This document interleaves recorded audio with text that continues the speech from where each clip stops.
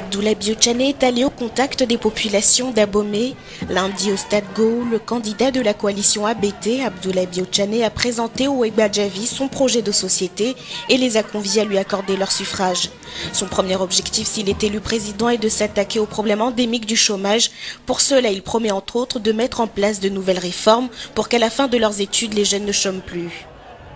L'une des priorités, la priorité des priorités dans mon gouvernement et pour mon gouvernement, ce sera la lutte pour l'emploi.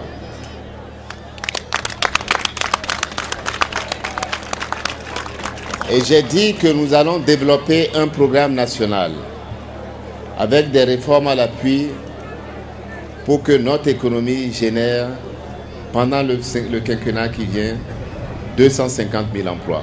Un programme de société qui concerne aussi les femmes. Il envisage d'améliorer le microcrédit par l'augmentation du montant des sommes attribuées. Durant ce grand meeting qui a attiré toutes les populations des communes environnantes, Abdoulaye Biotchane s'est engagé auprès des conducteurs de taxi-moto. Ils bénéficieront des conditions de travail plus souples, notamment la possibilité de quitter la corporation s'ils le désirent et si leurs qualifications professionnelles le permettent. Mais parmi ces jeunes, il y a tous ceux qui sont aujourd'hui dans l'informel. Et en particulier, ceux qui font Zémidian, par exemple. À mes amis Zémidian, je vous dis, demain, donc à partir du 6 avril, ce sera différent. Nous allons travailler ensemble pour vous donner d'autres opportunités. Vous serez libre de faire cela si c'est ça qui vous intéresse. Parce que rien ne dit que être Zémidian, c'est être condamné à mort. Concernant la localité du plateau d'Abomey, dont les communes sont encore enclavées, le candidat ABT prévoit la construction de plusieurs routes pour les désenclaver. Un projet de société qui ambitionne aussi de réhabiliter les palais royaux qu'il considère comme des lieux historiques cruciaux.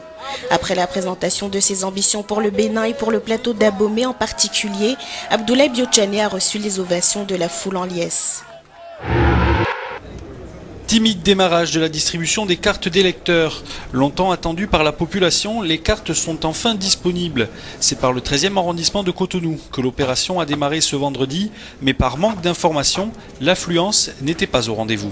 Il faut noter que les pétitionnaires, tels qu'ils l'ont fait la file tout à l'heure, tu dois se diriger vers le centre principal de distribution et retirer un papier dénommé identification IBV, identification du bureau de vote.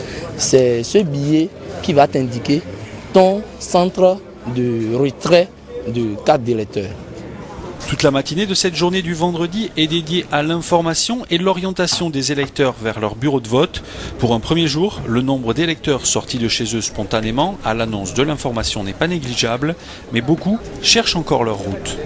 On m'a dit d'aller retirer la carte proprement dite au CG Les Pylônes, là où je dois voter. Bon, ici, ils m'ont donné l'IBV, c'est-à-dire l'identification des bureaux de vote, là, à base de ça, là. Ça, maintenant, il est présenté au CG Les Pylônes pour pouvoir retirer la carte vraie.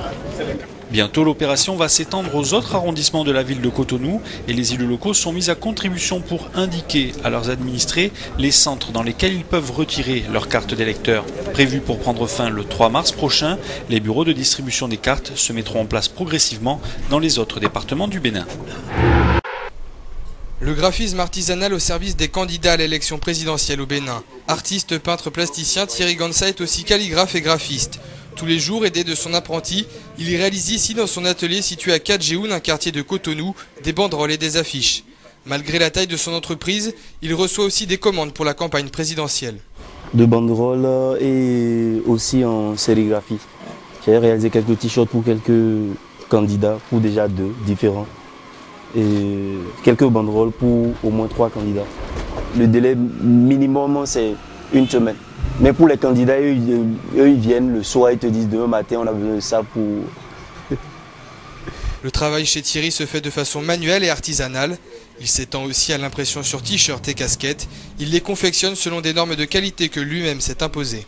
On le tend sur un châssis et après il y a un liquide qu'on appelle émulsion qu'on mélange avec le sensibilisateur, ce qui permet à la soie de nous libérer les couleurs les parties dont on a besoin. On met un poids dessus, juste 3 minutes après, on l'enlève, on passe une mousse avec le chiffon, avec l'eau et ça passe.